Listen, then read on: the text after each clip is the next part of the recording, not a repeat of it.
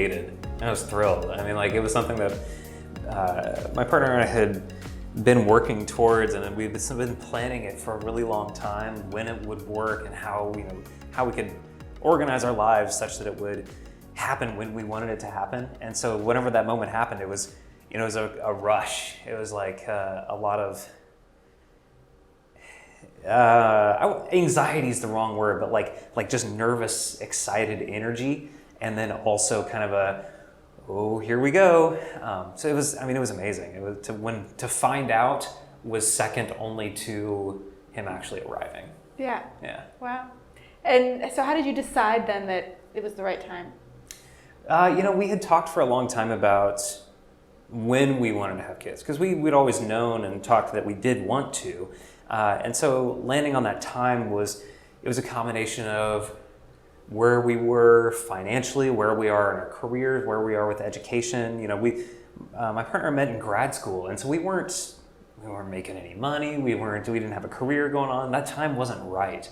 And so we'd always kind of said that when we were in the right situation, we had hoped to be there by a certain age, but when we were in the right situation, that was going to be what happened.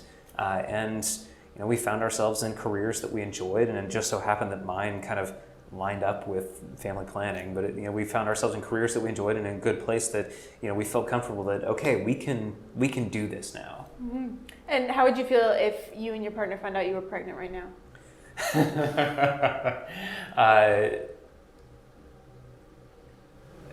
Probably the same nervous excitement, but with a little more of a wild card of like, oh, all right, that wasn't expected, because we planned for the first one.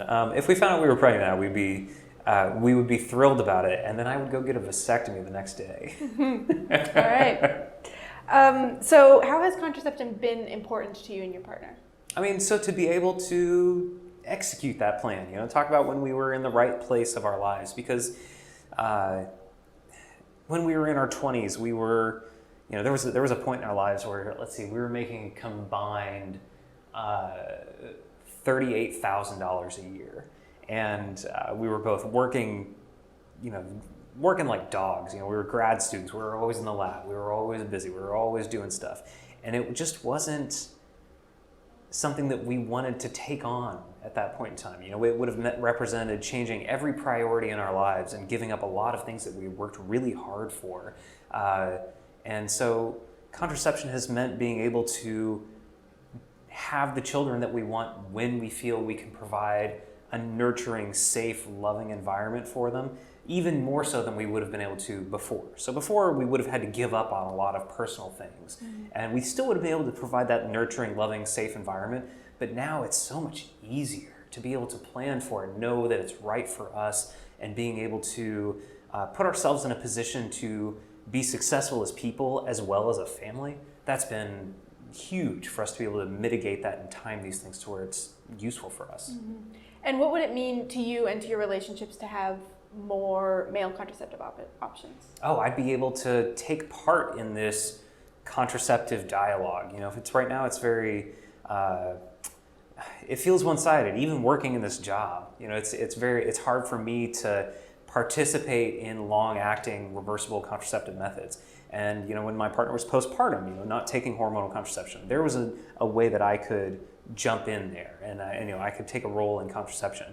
But we don't have options that really meet our changing lifestyle, and that can mean when we were trying to have a kid and going off of contraception, that can mean postpartum, and that can mean now in the future where we're trying to decide if and when to have more kids. This lack of options, there are options out there, but they're entirely focused on my partner, and they are also entirely focused on a specific delivery method and specific systems that don't meet all of our lifestyle requirements.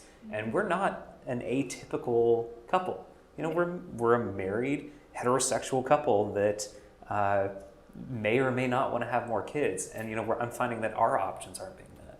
Mm-hmm.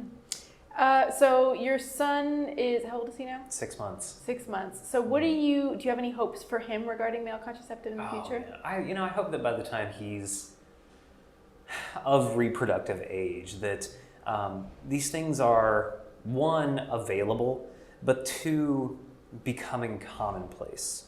I want it to be that it's not weird for boys and men to talk about reproductive health together, and it's not uncommon for men to know different forms of contraception that they can use, and this means introducing them as well as normalizing them. So I'm hopeful that these options for him are available, they are safe, they are effective, all the things that you want from anything that gets released on the market, but more than that, that they are, it's just normal. It's not a weird thing for him to have these options and to consider them. That's what I want. And what needs to happen to make that happen, do you think? I think that you can break that out into a lot of different phases. I think that now there are things that can happen to engage men in current family planning practices. And that just means having empathetic conversations with partners, being normalized to the idea of contraception and what forms exist, and finding ways to participate. And I don't mean participate in terms of simply using contraception, but being communicative and supportive of partner-based contraception. Yep. And then I think in the future, the ways to make that happen are to get methods out onto the market and then start understanding what men enjoy, don't enjoy, use, don't use, and diversify that slate, such that everybody has an option that they feel meets their needs instead of having to choose between the least worst option, which is what we have now. Yeah. We're going off the rails.